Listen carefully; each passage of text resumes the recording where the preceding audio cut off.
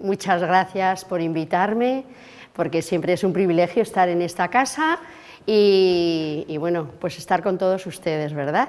Bueno, cuidar al que sufre, un regalo del cielo. Para mí lo ha sido, o sea, llevo dedicada a la enfermería pues así como 40 años y para mí ha sido un regalo.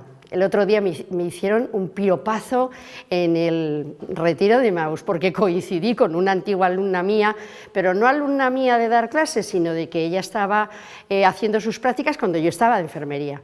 Y me dijo en un momento, mira, yo me acuerdo de todas las enfermeras que estaban, pero yo me acuerdo especialmente de ti, porque se vibraba, o sea, se veía en ti pues el amor que tenías a los pacientes. Realmente eso para mí ha sido el mejor piropo que me han dicho nunca en la vida, de verdad. Para mí es un privilegio y creo que para todos ustedes que están en contacto pues con el cuidado espiritual, pues también lo es. Entonces creo que es algo comunicativo de este privilegio, ¿verdad? Bueno, yo empiezo siempre mis clases de cuidados paliativos, a lo que me he dedicado durante los últimos años, ¿vale? ¿Sí? Vale. Bueno, pues durante todos esos años me he dedicado a cuidados paliativos y siempre empiezo el primer día de clase con esta pregunta: ¿cuál es tu gran miedo? Realmente en unos chavales de 20 años que les preguntes esto, pues la verdad es que se tiemblan, ¿no? Pero a lo mejor para todos nosotros, aunque tengamos la edad que tengamos, nos da exactamente igual cuál es nuestro gran miedo, porque puede ser el enfermar, puede ser sufrir o puede ser morir. Hablaba Javier antes de la ley de la eutanasia, pero es que muchísimas veces hemos tenido pacientes en el que su gran miedo es sufrir. ¿Por qué? Porque hay sufrimientos horribles y luego porque hay un encarnizamiento terapéutico por parte de una parte de los sanitarios o incluso de las familias también, en el que por la vida por encima de todo, ¿no? Pero es que la muerte también tiene que tomar posesión nuestra. Eso en este público tan maravilloso que tengo hoy lo saben, ¿verdad? Es decir, la muerte es parte de la vida y tenemos que aceptar esta realidad, que la Iglesia lo sabe hacer también. Entonces, por culpa de ese encarnizamiento terapéutico y de ese miedo al sufrimiento, pues en parte ha salido la ley de la eutanasia, aunque hay más cosas, porque voy a tocar la ley de la eutanasia, por supuesto, pero muchas veces detrás de eso está el horrible miedo que hay al sufrimiento. Y yo les lanzo esta pregunta a todos ustedes, mayores, medianos y jóvenes, están aquí casi la representación de todos nuestros sacerdotes. Entonces, ¿a qué tienen ustedes miedo? ¿A tener un día un cáncer? ¿Al sufrimiento que esto importa?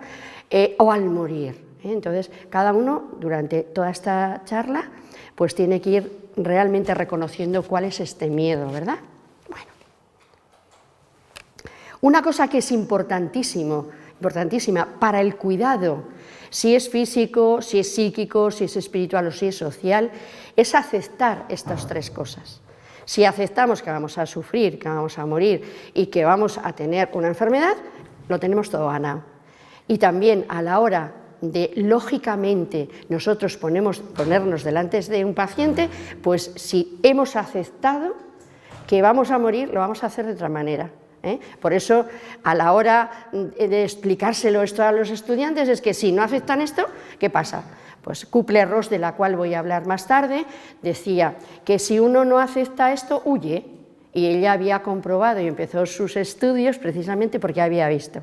Era una médico excepcional y había visto una cosa que se sigue dando hoy también, Es decir, hay una persona que está sufriendo muchísimo en una habitación y ¿qué hace muchas personas? Tanto el personal sanitario como todo tipo de personal y a veces incluso los acompañantes espirituales. Bueno, como está sufriendo mucho, yo pues no me acerco a esa persona porque me da un poco de miedo. Claro, a veces el tema de los sacerdotes, ¿tienen ustedes miedo al bufido universal que les van a dar? Yo me acuerdo mucho de don Jacinto, que muchos de ustedes seguro que le recuerdan, no tenía miedo a nada, o sea, ese bufido le daba igual. Yo me acuerdo de enfrentarse muchas veces a personas que eran ateas en aquella época de los años 80, que yo entro en el 92 a la facultad, y no tenía ningún miedo, se acercaba a gente que le iba a bufar, pero yo creo que tenía muy asimilado que se iba a morir, y entonces le daba igual, como tenía esa aceptación. Por eso es tan importante que aceptemos el sufrimiento, la muerte y el dolor, todo eso. Entonces, aceptar, y pone ahí en la lámina, pone, no es resignarse. Y a veces es que a nuestros pacientes no les tenemos que decir, acepta, majo, resígnate. No, lucha y vive. De alguna manera es el lema de los cuidados paliativos, que luego vamos a ver, es decir, luchar y vivir. Lo que se niega te somete, lo que aceptas te transforma, ¿es verdad? O sea, que tú aceptas una cosa y te transformas. ¿Aceptas la muerte? ¿Aceptas el sufrimiento? Sí, pues me va a transformar por dentro. A lo mejor hay personas que están diciendo, pero que yo ya lo tengo asumido, que yo ya no sé qué, que yo ya he pasado por esto, que no sé qué. Bueno, pues perdón, pero hay muchas personas que a lo mejor todo esto no lo tienen asumido. Y por eso, antes de empezar de hablar de los cuidados espirituales, pues yo tengo que hablar de esto, porque los cuidados físicos requieren primero esa aceptación, ¿verdad? Bueno, yo aquí he puesto a un señor. Bueno, pues es un poco mayor, pero da igual, podría haber puesto una persona más joven, ¿no? De alguna manera la persona no es solo física, también tiene un componente espiritual, también tiene un componente psíquico y también tiene un componente social. El tema está que cuando enferma una de estas partes, enferman todas. O sea, si uno tiene un cáncer, inmediatamente su psicología se va a resentir. También parte de su entorno social, porque va a haber una problemática social, y también su parte espiritual. Aún los creyentes, o sea que cuando... es que los creyentes... No, perdón, los creyentes vamos a pasar por una etapa que se llama aceptación, que Kübler-Ross define muy bien en esas etapas del aceptamiento, ¿verdad? Y va a pasar por todas estas etapas, ¿verdad? Bueno, pues la persona que enferma no solo enferma de una sola cosa, sino en todas. Al revés también, conocemos todos personas que psíquicamente están enfermas y que luego a continuación pues tienen un problema físico, un problema espiritual, un problema social. Y conocemos personas que se quedan sin trabajo, meses y meses, que ya no tienen ni paro ni nada. Y esas personas viven, bueno, pues un mal moral que se dice en los pueblos. Pues a continuación, a lo mejor al poco tiempo lo que sufren es un cáncer. Y así sucesivamente. O personas que han sufrido un golpe muy fuerte en la vida. Yo conozco madres que han perdido a un hijo, por ejemplo, ¿no? Y que al cabo de un tiempo pues tienen un cáncer. Pues igual, es decir, que está muy relacionada nuestra salud en todos estos aspectos. Y cuando uno de estos aspectos enferman todos. O sea, que esto es una cosa que tenemos que entender todos los cuidadores de lo físico, de lo psíquico, de lo social y de lo espiritual, que son ustedes.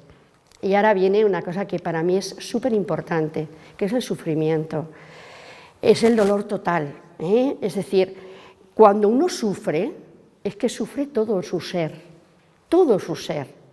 Aquí está la pintura de Moon, ¿verdad? Esa famosa que yo creo que la descubrimos todos el día que la robaron. Pero bueno, realmente la miras y dices, sí, esta es la persona que está sufriendo, porque sufre todo, sufre del todo, sufre con una angustia total. Es decir, no es que tenga dolor, no, es que sufre mucho más. El sufrimiento va más allá de tener un dolor, es mucho más. La que lo definió perfectamente fue Cecil Sanders. Cecil Sanders es la que inició los cuidados paliativos en 1967. Es verdad que dentro de la Iglesia hemos tenido grandes santos y que desde San Juan de Dios a otros, a San Camilo, etcétera, pues ya lo hicieron en siglos anteriores, pero institucionalizado como tal, pues lo hizo esta señora, que es Cecil Sanders.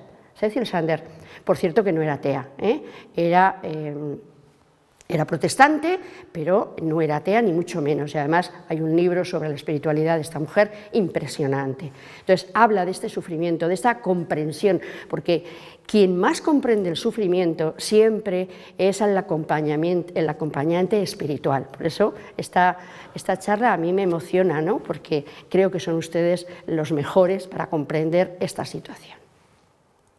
Bueno, ¿cuáles son los profesionales del cuidado? Aquí, bueno, pues está todo perfectamente definido, ¿no? El físico, pues el médico, la enfermera, el auxiliar, perfecto, ¿no? El psíquico, pues el médico psiquiatra, muy bien. El psicólogo, que se me ha olvidado poner, ¿eh? La enfermera, pero todos especializados, o sea que ya hay una especialización, ya no es cualquier persona, ya hay un punto importante. Luego lo social, la trabajadora social, el educador social, etc. Pero luego el espiritual, que son todos ustedes, representantes de la comunidad creyente. Yo recuerdo con mucho cariño, ya digo, a don Jacinto, porque sucedió una cosa muy grave en los años 90 y poquitos, cuando yo entré en la facultad. Y es que era la guerra de Bosnia, que a lo mejor los más jóvenes no se acuerdan, pero los más mayorcitos sí que se acuerdan de la guerra de Bosnia. Fue terrible, ¿verdad? Y vino un grupo de bosnios a lo que era nuestro hospital, ahora del Mirón y antes institucional. Entonces, en ese grupo vino una mujer que estaba a tope de sufrimiento. Entonces no había esas barreras, esas barras que hay ahora, ¿verdad?, en la escalera. Si ustedes recuerdan, que lo recuerdan todos, ¿verdad? Entonces la pobre mujer ya no podía más, con 2 hijos, su suegra, se tiró del cuarto abajo. Entonces, bueno, pues estuvo en la UBI, me parece que fueron 4 días o algo así, el tiempo suficiente para que don Jacinto llamase al imán, porque es que esta mujer era musulmana. Entonces, fue una labor la del sacerdote impresionante, ¿verdad? ¿Por qué? Pues porque ese representante de la comunidad creyente, que ya ven ustedes que no he puesto sacerdote, pues es importante para la persona, muy importante. Pero ¿cuál es el problema real? Es que aquí hay un problema, que todas las partes de arriba son muy bien admitidas, el físico, el psíquico, el social a veces, pues tampoco, pero el espiritual, pues miren ustedes. Es que no se asume que somos seres espirituales. Ese es un problema muy gordo. En esta sociedad somos de todo menos seres espirituales. Tenemos una psicología mejor, peor, somos sociales, por supuesto, físicos, bueno, por supuesto, porque si no seríamos un ente, ¿verdad? Pero eso de ser espirituales ya nos cuesta un poco más. Entonces, en esa renuncia a no ser espiritual, y ahí viene un problema, ¿verdad? No asume la sociedad de que la persona tiene un componente espiritual importante. Bueno, es imprescindible, aquí he puesto varias cositas, ¿verdad?, para el mundo, incomprensible para el mundo. O sea, nosotros vamos a los hospitales, no está aquí el capellán, pero el capellán es como una persona maldita, o sea, es... ¡Ay, perdón! Sí, es verdad, es verdad, es verdad. Pues eso es un poco como un poco el maldito, ¿no? Así, la persona que va por ahí, no sé. Conste que en los hospitales privados, aunque no sean católicos, están mejor vistos, pero en los públicos es algo tremendo. No en todos los sitios, por supuesto, no en todos los lugares, no, porque luego hay hospitales que se recibe muy bien el sacerdote, se recibe muy bien toda la parte espiritual, pero incluso en plantas de hospitalización que bueno, pues que no es muy bien visto. Bueno, también en las casas aquí tenemos unos problemas, o tienen ustedes unos problemas morrocotudos, porque no son admitidos el que vaya el sacerdote. Va el sacerdote pues porque la abuelita o el abuelito pues es que era muy católico, muy cristiano, y entonces, pues bueno, pues vamos a darle la extrema unción cuando se han pasado 5 minutos más tarde de que se ha muerto, ¿no? Y esto, experiencias suyas pueden tener más que yo, porque yo no tengo casi, ¿no? Y en las residencias de ancianos, en determinadas residencias de ancianos sí que son muy bien acogidos, pero en otras no. En otras hay que hacer muchas cosas para que sean admitidos, pero sí, aquí más o menos pueden serlo. En los tanatorios, como es una cosa social, pues entonces ustedes van y dicen, bueno, pues como si va a ser enterrado por la iglesia, pues bueno, a lo mejor los familiares entran a donde está el difunto y no les acompañan ni para el responso del Padre Nuestro, ¿verdad? Y bueno, ya está. Y luego en los entierros, pues habría que hablar mucho, porque la incomprensión del mundo, de este mundo espiritual, pues entonces llega a cosas que son trágicas, trágicas para nosotros, porque para ellos probablemente no, pero para nosotros sí, ¿verdad? Y alguno de los que están aquí escuchándome podría hablar cosas que dices, madre mía, son desgarradoras para un creyente, Bueno, las enfermedades en tiempos del Señor y las de ahora, pues es que son las mismas, majos, es que son las mismas, de verdad. Los leprosos, pues es que ahora mismo hay una persona que tiene, por ejemplo, una epilepsia y es un leproso, que también existe la lepra existe, ¿no? Cuando a alguien le dices, mira, es que yo soy epiléptica, O sea, que es que no me importa decirlo para nada, pero, ¡ay, es que eres epiléptica! Pues claro, pero es que es una cosa normal, ¿no? Normalísima. O hay gente que tiene una depresión de estas crónicas, pues eso es el leproso de hoy, que también digo que existe la lepra, ¿no? Los ciegos, pues es que los ciegos de corazón y de alma, pues antes existieron y existen, que el Señor lo primero que les dijo fue, te perdono los pecados, antes de curar, les decía siempre, te perdono tus pecados. El paralítico, ¿verdad? Etcétera. Luego viene aquí una cosa muy graciosa que no se ve muy bien, es la piedra de cerdos que se va por el acantilado. Los endemoniados, que existen porque no sé, o sea, aquí seguro que hay, ya no me acuerdo cómo se llama el que expulsa a los demonios, el exorcista, pues hay un exorcista, ¿verdad? Bueno, pues lo que pasa es que es muy curiosa la respuesta, que es igual que la respuesta de ahora. La respuesta de aquellos hombres, los judíos de entonces, fue que, oye, preferían que ese señor estuviera endemoniado a que los cerdos se tiraran por el barranco. Hombre, pues era más importante la persona, ¿no? Pues a veces es que importa más lo material que la persona, y esto también sucede hoy en día, ¿verdad? Es decir, que nuestro Señor, que era y es Dios y hombre, ¿verdad?, comprendía muy bien todas estas situaciones, y qué maravilla, cuánto tenemos que aprender todos, de que estas enfermedades son de antes, ahora y serán en el futuro las mismas. Bueno, ahora haciendo un traslado de todas estas cosas, yo antes ya había puesto una cara, pero ahora ustedes pueden poner la cara de alguien, de quien crean necesario, pero seguro que está en mente fulanito, fulanita, fíjate, es que es cierto, todas estas personas, cuando un aspecto de alguna forma enferma, todos los demás enferman. Bueno, estas enfermedades, voy a hacer un repasito, voy a hacer un repasito de términos, porque hay cosas que realmente quiero hacer hincapié.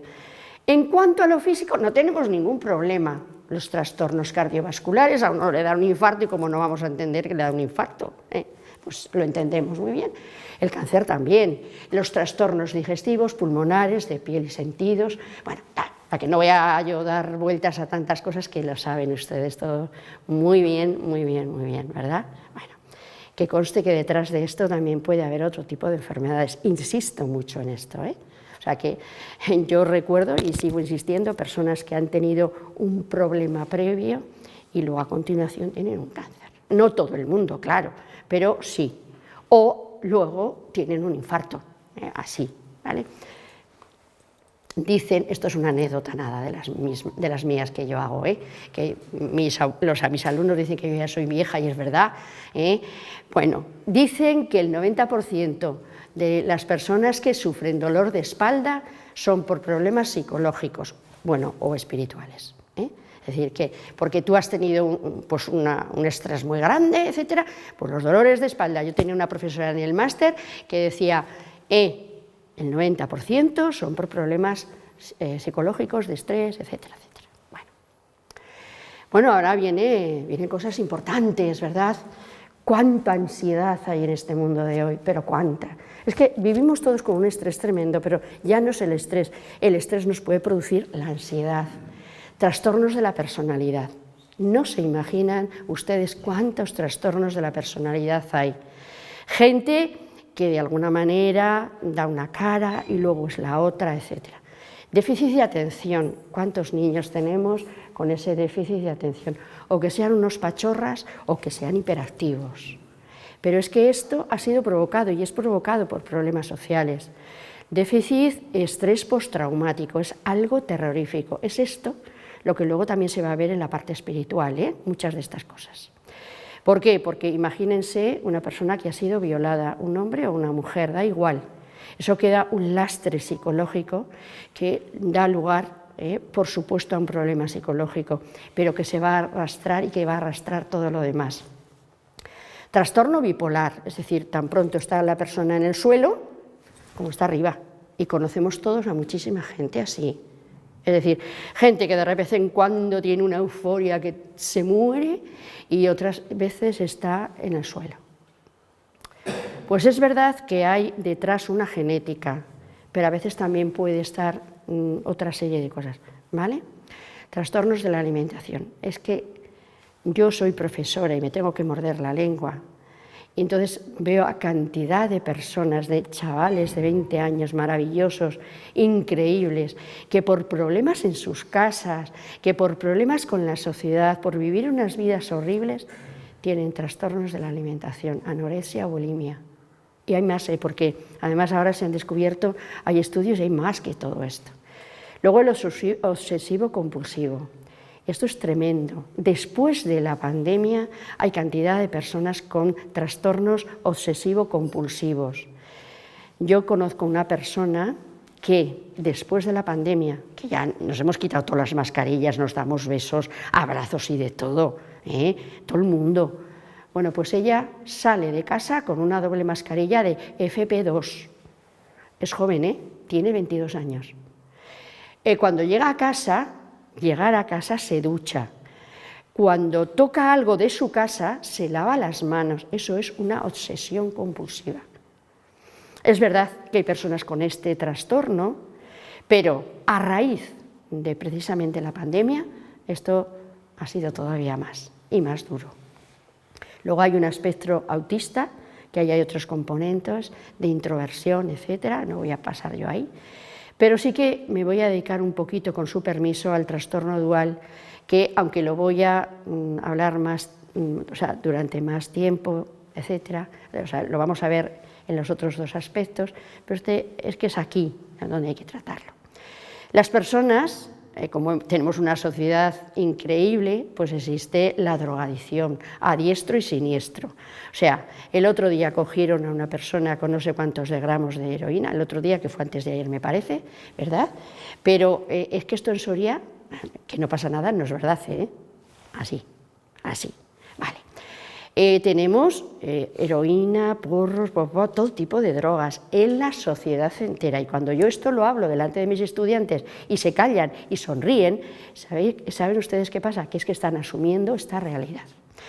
Cuando esto sucede, ¿qué pasa? Que cuando te tomas un poquito de heroína no pasa nada, entre comillas, pero cuando te la tomas asiduamente, puedes despertar o puedes asumir también otro tipo de enfermedad, por eso se llama dual, porque a continuación puede ser que la persona tenga una esquizofrenia, una depresión, un trastorno bipolar, etcétera, etcétera. Es decir, se van a asumir dos trastornos, la drogadicción, es decir, la dependencia, más cosas. Importante. Luego, las depresiones que tenemos ahora, impresionante. O sea, de verdad, no saben ustedes cuántas personas hay con depresiones que están medicadas y otras no se medican y todavía es peor, porque ojalá de todas estas cosas que tenemos aquí, la mayoría, la gente se medicara, es decir, fuera al psiquiatra y se medicara, porque por lo menos tendríamos algo importante, ¿no? Pero es que hay gente que luego, bueno. Luego, la drogadicción, que ya lo he dicho, pero la drogadicción no he hablado del alcohol, que también puede producir esta patología dual. ¿Cuántos alcohólicos tenemos en la sociedad de hoy? Pues seguro que ustedes conocen, que están en los pueblos, que están en las ciudades, conocen a 14.000, de verdad, muchísima gente. ¿Esto qué produce? Pues va a producir luego problemas sociales importantes. No van a trabajar y si van tienen problemas, luego problemas en sus familias, malos tratos a la esposa, malos tratos a los hijos, o al revés, que las féminas también bebemos, ¿eh? O sea, que no va a ser solo un trastorno de hombres, también de mujeres, ¿eh? Que también hay. Y luego las conductas suicidas, ¿eh? Esto es terrorífico, pero lo hay, ¿vale? La conducta suicidia está ahora mismo muy bien estudiada, porque hay personas que, bueno, se pueden suicidar, intentar suicidar porque tienen una depresión terrible, o personas que tienen un trastorno bipolar y cuando están abajo pues pueden hacer un intento de suicidio, pero es que hay ahora mismo catalogadas pues esas conductas suicidas que van más allá y que estamos pues intentando pues la medicina, intentando catalogar y ver cuál es realmente la etiología, la causa. Bueno, aquí en lo social volvemos otra vez a lo mismo, todas estas cosas, ansiedad, etcétera, es que estamos viviendo nosotros, y entonces detrás de esto que era lo psicológico está lo social, ya. Pero es que en lo social la ansiedad es un problema social, el estrés postraumático también, el trastorno de la alimentación es otro problema social. Porque ¿qué pasa? Porque a las niñas les hemos dicho que tienen que tener una talla 36 y mejor una 34, para que se vean monísimas de la muerte. Pues no, señor, porque si tienes una talla de 50 es que da igual. O sea, a ver, que es que hay que adelgazar, pero porque tienes que adelgazar si estás obeso por salud, pero nunca porque realmente estés más guapo o más feo, porque puede conducir precisamente a un trastorno de la alimentación, y esto está causado por lo social, por eso está puesto ahí, ¿eh? También las patologías duales, por esto mismo, porque es que ahora mismo estamos dando cancha a todo, al alcohol, estamos dando cancha a la heroína como si fuese las gominolas o como si fuese, yo qué sé, un polo de chupar, es que da igual, ¿verdad? Luego hay problemas de otro tipo, ¿verdad? Las migraciones. Claro, yo creo que los que me están escuchando casi todos son sorianos, pero aquí hay gente, Maite y yo, ¿verdad? No somos de Soria, y y el señor obispo tampoco. Entonces, cuando vinimos aquí por primera vez, a mí me costó mucho estar en Soria, ¿eh? Entonces, claro, al fin y al cabo tenía a mi padre a 100 y pico kilómetros, con lo cual si no venía mi padre, porque una vez me dolía el estómago, vino mi padre a ver por qué me dolía el estómago, ¿no? Quiero decir que estábamos nada. Pero imagínense las personas que vienen de Venezuela, las personas que vienen de Colombia, las personas que vienen de El Salvador, que vienen, da igual, estos ucranianos que vienen, que han tenido que huir de la guerra, qué horror. Sin saber si vas a poder volver, dejando todo, tu familia, tus cosas, tu vida en una palabra. Esto se convierte en una enfermedad social. ¿Dónde acuden? Que si no sé qué, que si no sé cuál, menos mal que está Cáritas, afortunadamente, ¿verdad? Porque la Iglesia tiene unos recursos muy grandes y como esto queda grabado, quiero que quede grabado, menos mal. La Iglesia es grande, lo que pasa es que de vez en cuando pues la gente no la conoce, pero es algo tremendamente bonito, ¿eh? Y para eso está, Luego la soledad, por ejemplo, de los ancianos, eso cuánto sabemos, ¿verdad? Y ustedes saben muy bien estas soledades. El trabajo, cuando no hay trabajo, pues también se constituye en algo social. Por eso la trabajadora social, todas estas cosas las puede cultivar muy bien y hacer, verdaderos maravillas. Los de sin techo, anda. Todas estas cosas, que son una verdadera maravilla, pero fíjense esta persona polaca que ha estado tanto tiempo en el collao sin techo, o sea, pues es que esto es una angustia, y los que vienen y van, y los que están con las mafias, porque luego detrás de muchos de los de sin techo, por lo menos de los que vienen a Soria, hay mafias, ¿no? Caer en esas cosas, ¿no? Esto es muy, muy angustioso. Y ahora viene lo espiritual, lo concerniente a todos ustedes, que es todo lo demás más. parejas que yo les llamo de tercera a cuarta generación, es decir, hombres y mujeres que tienen hijos de 3 o 4 parejas. De verdad, ¿qué pueden pensar esos hijos? ¿Qué haríamos nosotros, cualquiera de ustedes y yo, si fuéramos hijos de un padre o una madre que hubiera tenido, pues eso, hubiéramos tenido un hermano por aquí, otro hermano por allá, otro hermano por allá? ¡Ay! ¿Qué hubiéramos hecho? Angustiarnos, tener cualquiera de estas enfermedades que hay por ahí, ir a la droga, etcétera, etcétera. Es que, y ya no digamos nada de todas estas personas que se separan, pues la verdad es que todos están destrozados. Los hijos de hijos separados pues viven una angustia, un duelo que a veces no saben asumir muy bien. Luego, ¿qué pasa? Pues que en esta sociedad, como Dios no existe, pues ¿qué queda? El vacío. Y la sociedad entera se ha empeñado en desterrar a Dios. Con lo cual, ¿qué es lo que queda? El vacío. ¿Cuál es el sentido de la vida? La nada. Y un largo etcétera. Y aquí sí que están ustedes. Ya sé que la lucha es tremenda, terrorífica, etcétera, etcétera, pero está la luz del Evangelio. Y cuando se les llame, y aun sin llamar, aunque haya un bufido, tiene que estar presente la Iglesia. Yo recuerden a don Jacinto, te lo pongo como ejemplo, que yo me acuerdo de un ateo que le dijo de todo en la cama, y lo que hizo él fue sonreír. Pues da igual, o sea, que se van a presentar situaciones horrendas, en esa situación tiene que estar la Iglesia. Tiene que estar la Iglesia, porque para eso estamos, para eso nos pagan, y nuestro pago es en la vida eterna. Y aquí ya está un lema que a mí me gusta mucho, porque estuve enfermo y me visitasteis. Qué listo era el Señor, y es el Señor, porque nos dejó esto en San Mateo, para decir, atiende, que tú también vas a estar enfermo y te va a gustar que te visiten. Pues ahora tu visita. Eso es muy importante. Visita, que no significa visitar y ya está, sino amar. Que eso es lo más grande que tenemos.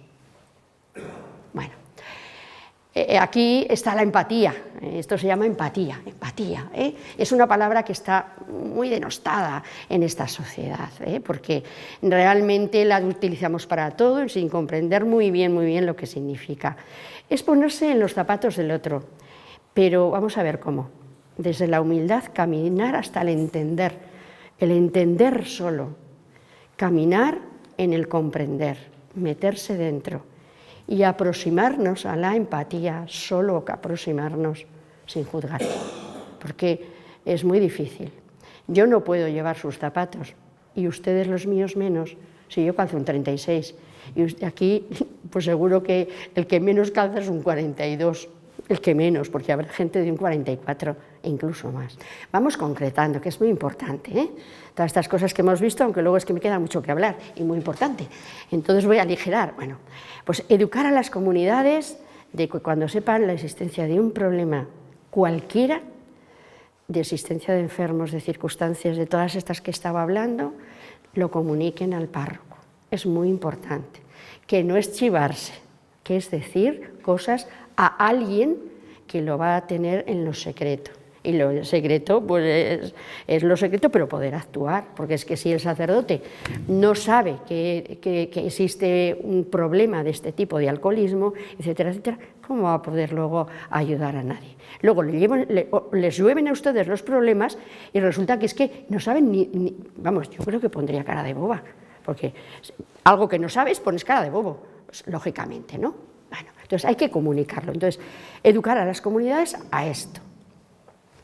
Coordinar siempre, que es muy importante, entre la comunidad parroquial y el capellán del centro, el centro donde estén. Es decir, hay fulanito de tal que está enfermo, que yo lo tenía en esta comunidad parroquial y que ahora mismo, ¿dónde está? Pues está en el hospital o ha ido a una residencia, etcétera. Pues entonces yo tengo que decírselo al capellán y al revés. También se da la circunstancia que aparece una persona que es de la parroquia de no sé dónde, ¿verdad?, que tiene que comunicar a la comunidad parroquial que está esa persona. Es verdad que la unción de enfermos se la va a dar el capellán, vale, perfecto, pero de alguna manera tiene que haber una interacción, una comunicación, porque si no la hay, estamos perdidos. Ahí, en esta fotografía, es muy bonita, porque estos tiempos de la pandemia más puro y duro, y esta fotografía es de un sacerdote, de un capellán de un hospital, que ya ven que lleva una FP2 y encima una quirúrgica, con una persona que le retransmitió el funeral de su padre. Pues es esto, es la entrega más total, es la entrega más total. Y otra cosa muy importante, cuando sea necesario recurrir a recursos de la Iglesia, porque hay muchas cosas de lo psíquico no, pero lo social enteramente va a ser cosa de otras personas. Y tenemos un elemento con muchos programas muy interesantes que es Cáritas. Aquí lo hay, eso que somos una población muy pequeña, pero es que hay un montón de programas, de cárcel, de reinserción, de no sé qué, de no sé cuántos, y es que te cansas hasta de decir los programas que hay. Entonces, el sacerdote, el párroco que tiene un problema, y si no, además a la trabajadora social se le puede consultar, se le puede decir qué hacemos con esto, qué hacemos con lo otro, qué pasa con esta mujer, con este hombre que bebe, que no bebe, qué hacemos, qué podemos hacer. Es que esto es humildad, generosidad. Es tan bonito, a mí me parece increíble. Bueno. Esta fotografía no tiene ni letra, esta diapositiva no tiene ni letra. ¿Por qué? ¿Dónde están la mayoría de nuestros pacientes? ¿Están en el hospital? ¿Están en sus casas? Ya, pero es que también hay otros que no están en ningún sitio y que los tenemos a nuestro alrededor. Yo pienso muchas veces cuando vienen los papás de los de primera comunión a llevar a los hijos, y a mí me hace mucha gracia, porque en la parroquia no quieren ni subir las 3 escaleras que hay para subir y dejar a los niños. Y yo, que soy enfermera y mujer, soy muy observadora, lógicamente, y veo que muchas personas están enfermas, de verdad, unas veces físicamente y otras psíquicamente, y otras socialmente, y otras muchas social, y otras muchas espiritual, perdón. Y están ahí, y nosotros tenemos que ver quiénes son esos enfermos. Por eso muchas veces las reuniones de padre, el contacto con los padres, etcétera, etcétera, que a veces nos asustan un poco, que no sé si tanto para evangelizarles, sino para atraerles a ver qué es lo que les pasa, porque ahí pues, puede ser un camino de evangelización muy grande. Porque están ahí, de verdad, y hay gente enfermísima, de verdad. Bueno, volvemos otra vez. ¿A qué tenemos miedo? A la enfermedad, al sufrimiento, a la muerte, con todo esto ya dicho. Pues volvemos a la misma pregunta. Yo soy muy reiterativa como docente que soy. Bueno, pero ahora viene la madre del cordero. A la madre del cordero viene en la eutanasia activa, en el suicidio asistido, en la eutanasia pasiva, en la normotanasia y en los cuidados paliativos, que es mi tema favorito, ¿verdad? Bueno.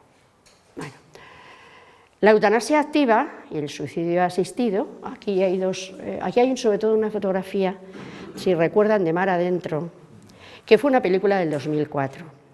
Una película del 2004 porque ya se había muerto este señor hacía ya un tiempo, el Samper, famoso, que además murió horriblemente, horrible, ¿verdad? Horrible. Ya se puso en boga con la peliculita que hace ya 19 años, ¿vale? Me van a perdonar, no hicimos nada, pero ya sonaban las campanas de que la eutanasia en España se iba a legalizar. Y nos han dado un montón de tiempo para habernos puesto en jarras y haber dicho, a ver, ¿cómo tenemos que educar a la gente, a la sociedad entera en la vida, no en la muerte? Hemos tenido tiempo. Bueno, esta es una asociación que con ese lema tan bonito como ustedes ven, morir en paz es un derecho. Hombre, claro, yo me quiero morir en paz, ¿Y quién de los que están aquí? Todos nos queremos morir en paz. Pero morir en paz no con una inyección, que nos lleven al otro barrio, vamos, porque además pues hay muchas medio mentiras que se esconden detrás de todo esto y detrás de la ley, Pero bueno, que hemos tenido casi 20 años para haber trabajado la educación en la vida, que eso eso es tarea de la Iglesia, ¿vale? Bueno, ¿la eutanasia activa en qué consiste? Pues consiste, lógicamente, en pedir tu propia muerte y que los sanitarios te la proporcionen. Es decir, yo sanitaria, me dicen que fulanito de tal quiere morir, y entonces yo pongo la inyección correcta, etcétera, etcétera, ¿no? Ya está. Sin embargo, el suicidio asistido es algo que la persona se toma por su propia mano, pero yo tengo que proporcionarle la medicación para, ¿vale? Esa es un poco la diferencia. Al fin y al cabo es lo mismo, ¿eh? O sea, es absolutamente lo mismo. Es morir de esta manera, es en paz, ¿vale? Luego los medicamentos del morir en paz tienen mucho que decir, ¿eh? Bueno, la ley del BOE, aquí hay algún que otro abogado, y entonces pues yo no voy a decir muchas cosas, porque la ley es la ley. La ley es un mamarracho, ¿vale? Es un mamarracho, y además voy a ver si encuentro, perdón. Vamos a empezar por las grandes mentiras, pero es que hay una mentira que a mí me saca de quicio. Dice, más o menos, en nuestras doctrinas bioéticas y penalistas existe hoy un ámbito de acuerdo en limitar el empleo del término eutanasia, aquella que se produce de manera activa y directa, de manera que las actuaciones por omisión que se designan como eutanasia pasiva, no adopción de tratamientos tendentes a prolongar la vida y la interrupción de los instaurados conforme a la lex artis, bueno, esto no hay manera de pronunciarlo, Javi, pero bueno, o las que pudiesen considerarse como eutanasia activa e indirecta, utilización de fármacos o medios terapéuticos que alivian el sufrimiento físico o psíquico, aunque aceleren la muerte del paciente. Cuidados paliativos. Mentira. Miren ustedes, una cosa es hacer eutanasia, donde pones un medicamento para producir la muerte, y otra cosa es que tú, aliviando, puedes producir la muerte. Hombre, ya. Pero cuando ustedes se toman la amoxicilina con clavomónico, ¿verdad?, ¿qué nos puede producir? Si seguro que alguno de ustedes lo ha tomado y se va por la pata abajo, tiene una diarrea, ¿qué para qué? Hombre, es un efecto secundario, claro, es un efecto secundario, y cada cosa que nos tomamos, pues es un efecto secundario. Yo me tomo una pastilla para la tensión, que de vez en cuando me hace toser constantemente, y eso, quien me conoce sabe que de vez en cuando toso. Es verdad que puede ser por mi asma, sí, pero también puede ser por mi pastilla, por mi enalapril, que me lo tomo todas las mañanas, pero es un efecto secundario que no produce la muerte. Vamos a ver, mi tío se está muriendo ahora, tengo solo un tío de 95 años, y me llama a vivir mi primo. Mi primo no es creyente, pero tienen un sentido común todos, que es que yo les admiro, y me dice, bueno, se está muriendo el tío, lo están sedando en el pueblo hasta que se muera. Pues esto es. Y mi sobrina, que es muy bruja, dice, bueno, pero en unas horas, como es mayor, se va a morir. Una gaita gallego, todavía no me han dicho que se ha muerto, y se ha pasado más de 24 horas. Es que no. Es decir, esto es una mentira. Y luego más adelante, ya no me acuerdo dónde, si es para abajo o para arriba, que es que me da igual, dice que era una cosa que todo el mundo, era cosa demandada la eutanasia. Si lo que preocupa a todo el mundo es tener un trabajo, estar bien, poderse ir de cañas si es necesario, pero una preocupación está. Hombre, para algunas personas es una preocupación, porque para eso he preguntado antes cuál era su gran miedo, el gran miedo de cada uno. Claro, pero como una cosa social de mayoría, no es verdad. Ahora vamos a ver cuánto le dedican a esta ley, porque a mí me saca de mis casillas. Esta ley, que yo invito a todo el mundo que se la lea, porque me gustaría saber cuántas personas de las que estamos aquí la hemos leído, pues a lo mejor media docena. No, esta ley es para que ustedes se la lean entera y la juzguen. Esto sí que hay que juzgarlo, Sí. Pero además, párrafo por párrafo, porque es muy interesante. Es muy interesante cómo está detrás la mentira y el demonio. Lo tengo que decir, me da igual que esté grabado, que se quede ahí para toda la eternidad, porque es estupendo que se quede. Detrás de esto está el demonio, porque en cada cosita, bueno, está muy destinado a hacernos creer que esto es lo normal y que los que no vamos a pedir la eutanasia casi somos subnormales, que no, que hay una cosa que se llama la normotanasia, que voy a hablar más tarde, que no tiene nada que ver, y los cuidados paliativos que no tienen nada que ver. El índice lo dice absolutamente todo, está ahí capítulo por capítulo. Realmente la ley tiene pocas páginas, tiene 15 páginas, nada de verdad. Ustedes pongan eutanasia, ley de eutanasia, lo sacan por internet, se lo sacan y de verdad que si los minusválidos, que si no sé qué, aquellas personas, el testamento vital, bueno, el testamento vital tiene un escondrijo detrás de otro, porque claro, el escondrijo es que si ustedes piden el testamento vital por las autonomías, es directo a la eutanasia. Si ustedes cogen el papel de la conferencia episcopal, ahí dice unas cuantas cosas que se diferencian bastante con lo que tenemos legalmente. Hay que hacerlo legal, igual que lo otro, o sea, 2 testigos, notario, etcétera, etcétera, lo mismo, pero hay una diferencia muy grande. Pero a la gente no se le dice el testamento vital de la conferencia episcopal, se le dice el testamento vital de la Junta de Castilla y León, de Andalucía, de Cataluña, etcétera. No tienen que ver tanto como el tocino y la velocidad, absolutamente nada. Entonces, cada uno hay que leérsela para ver qué mala intención se tiene, o sea, una intencionalidad política que a mí, cuando la gente esta que la ha hecho sea mayor, tenga una enfermedad terminal o tenga un sufrimiento muy grande, me gustará saber cómo se comportan. ¿Por qué? Ya sé que esto es un elemento de juicio, a lo mejor no lo tendría que decir, pero miren ustedes, pese a todo, todos nos aferramos a la vida, porque la vida nos encanta vivirla, ¿cómo no? ¿Cómo no? Y aunque en un momento determinado seamos capaces de decir, no, a mí que me quiten la vida, luego habrá que ver muchas cosas, como en muchas situaciones de la sociedad.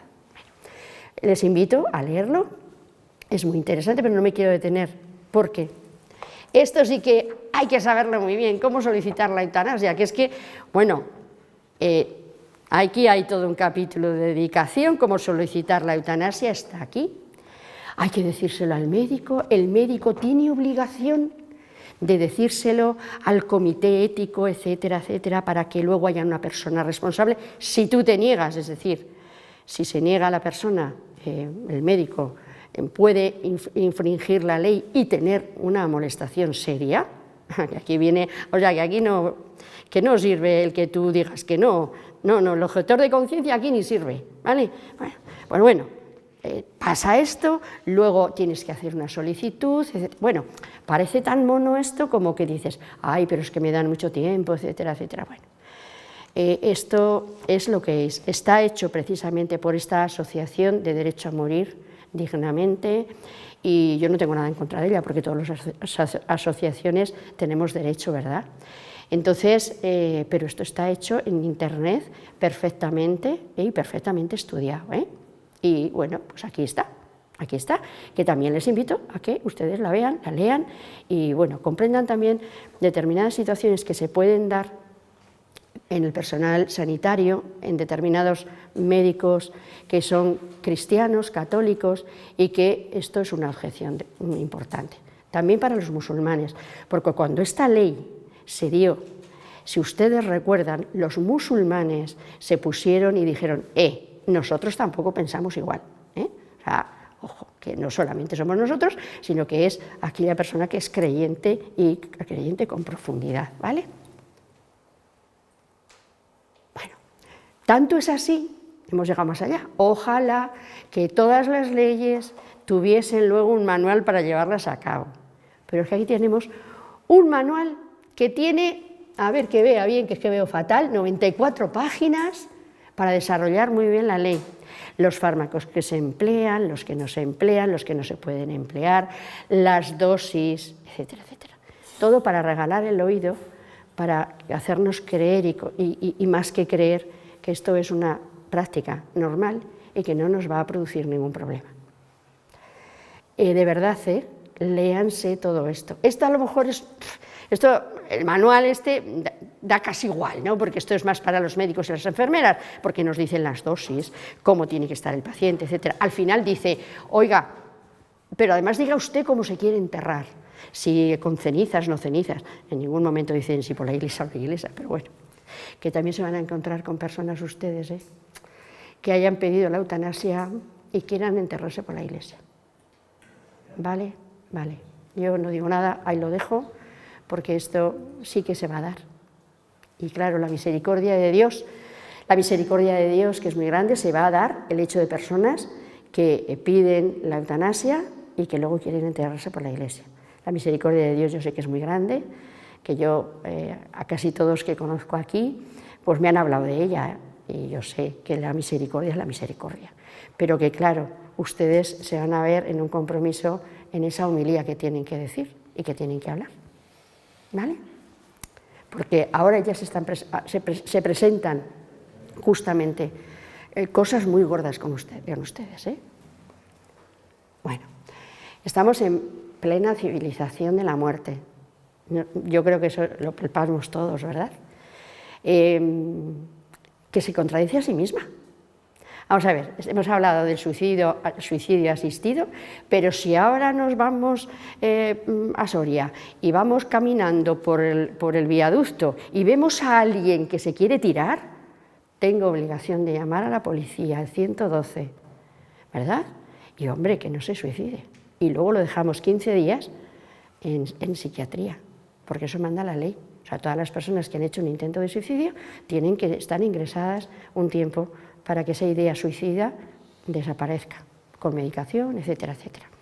Es una sociedad un poco extraña, ¿vale? Muy extraña, que no pone mano para la vida y si la pone para la muerte. Muy serio. Bueno, ahora vamos a la eutanasia pasiva.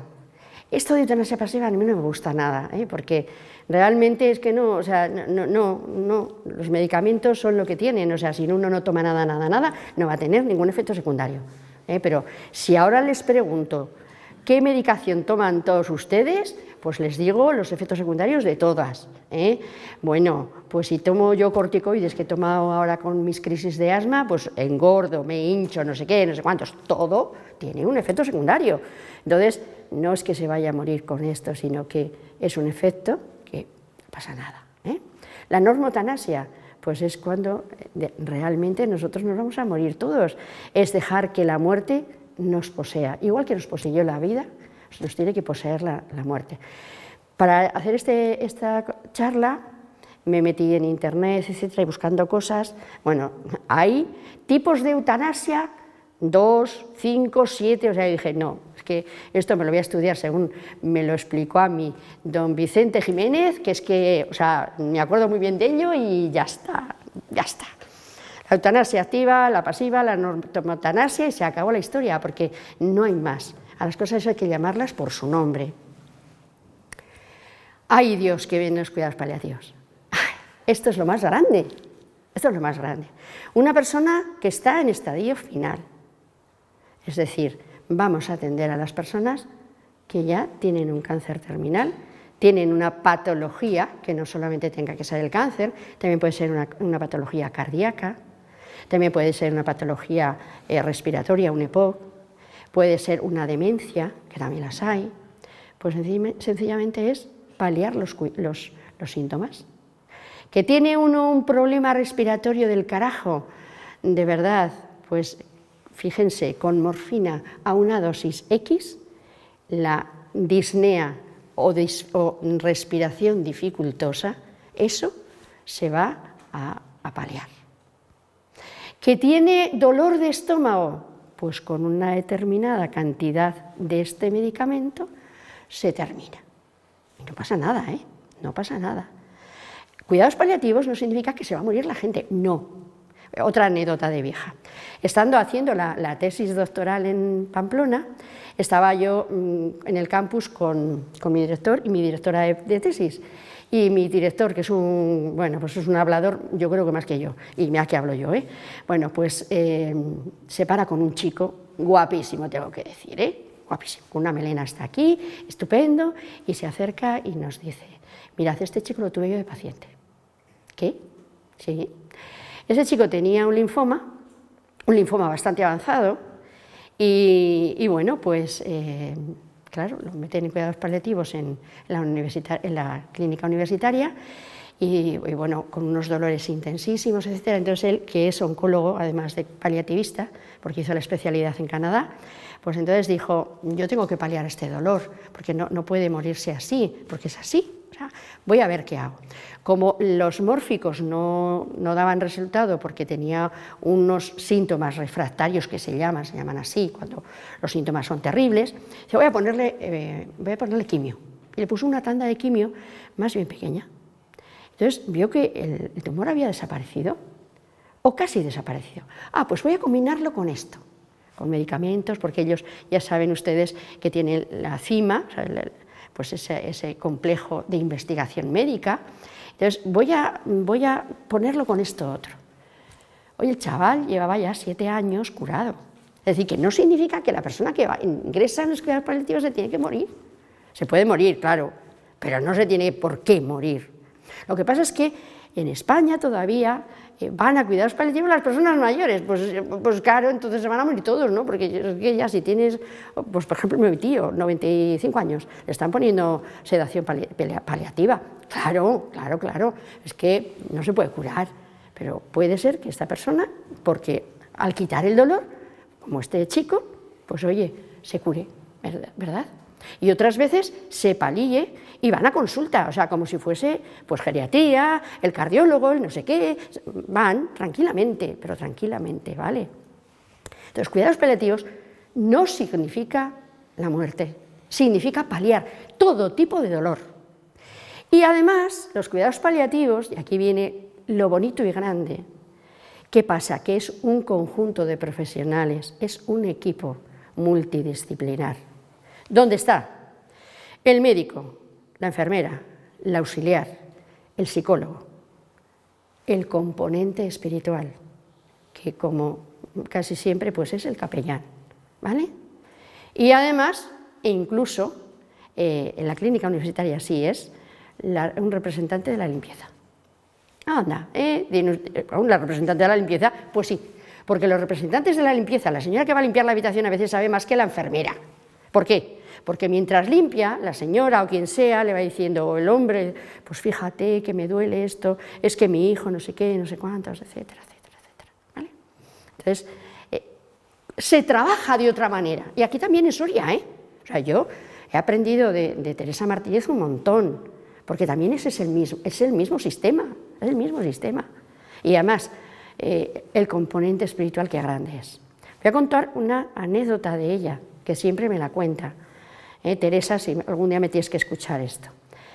Tenía una mujer con un cáncer muy especial, con síntomas refractarios, que ya he dicho, aquellos síntomas que no se pueden controlar, ¿vale? Como no se podía controlar, pues ella empezó a investigar qué es lo que le pasa, qué te pasa, por qué estás así. Además veían que cada vez, o sea, iba perdiendo más, que estaba cada vez peor. Es que mi hija pequeña va a hacer la primera comunión y yo no voy a poder acompañarla. ¿Cómo? ¿Que no vas a poder acompañarla? Claro que lo vas a poder acompañar. Menuda es Teresa Martínez. Ahora me da mucha pena que ella se haya jubilado, pero nos tenemos que jubilar todos. Y le proporcionó una ambulancia, la vistieron como pudieron porque tenía, bueno, pues una serie de cosas para poderla vestir bien, pero la vistieron con mucha dignidad, oxígeno, etcétera, etcétera, y la llevaron al sitio donde hacía la hija la primera comunión, ¿vale? Estuvo acompañada de una persona, de una enfermera, y fue más feliz que una perdiz. A continuación, cuando regresó a la unidad de cuidados paliativos, ¿qué pasa? Pues que la mujer ya no tenía esos síntomas refractarios, el dolor era controlable, es más, le disminuyeron la morfina, porque era feliz por completo, ¿vale? Una cosa que era maravilloso. Y así muchas cosas, ¿no? Puedo contar muchas historias de este tipo, de aquí, de Pamplona, que yo he vivido con el equipo de Navarra, etcétera, etcétera. Es que esto es cuidados paliativos, Y sobre todo la esencia del componente espiritual, del componente de poderse confesar, de que el capellán es llamado, etcétera, etcétera. Muy importante. La señora Kübler-Ross, ¿verdad? Ya empieza esto que he preguntado al principio, tiene que tener respuesta, porque primero negamos, después nos volvemos iracundos, luego negociamos con Dios, además, todo el mundo, los no creyentes, los creyentes, entramos en una grave depresión y luego viene la aceptación. No tiene por qué ir así, a veces se acepta y luego acabas en una depresión profunda, y bueno, pero ella estudió todo esto. Esta es la que de alguna manera habla de los cuidados paliativos ya, es anterior a Cecil Sanders, y como ustedes comprenden, yo llevo siempre una mariposita, de una manera o de otra. ¿Por qué? Porque dice que mientras vivimos somos capullos, que van y se defienden en la vida, para luego ser hermosas mariposas, que es en la resurrección. Ella era también protestante, y entonces estudió 200.000 casos de personas que se habían muerto, o sea, que habían pasado el trance de la muerte, y que habían vuelto. Entonces, ¿qué es lo que estudió esta mujer? Que hay un resplandor, que hay tal, que hay cual, que te encuentras con mucha paz, y estudió todas estas cosas. Entonces, ella es la que acuñó este primer término. Esta señora, ¿verdad?, importas porque eres tú hasta el último momento de tu vida, que es esta señora Cecil Sanders, que ya he hablado de ella, con dos conceptos que he hablado de los dos, bueno, por lo menos del dolor total y de la sedación paliativa. La sedación paliativa no quiere decir que al día siguiente te vayas a morir. Ya ven ustedes, mi tío, 95 años, le han puesto sedación paliativa y no se ha muerto todavía. Igual puede durar una semana. Es para que no haya esos dolores, o sea, esos síntomas refractarios o impresionantes que no son controlables. Y cuidar al que sufre es un regalo del cielo, recuerden ustedes. ¿Por qué? Porque de alguna manera somos hijos del resucitado, ¿verdad? Y aquí la Iglesia sí que tiene mucho que hacer, y eso sí que hay que seguir hablando de esto.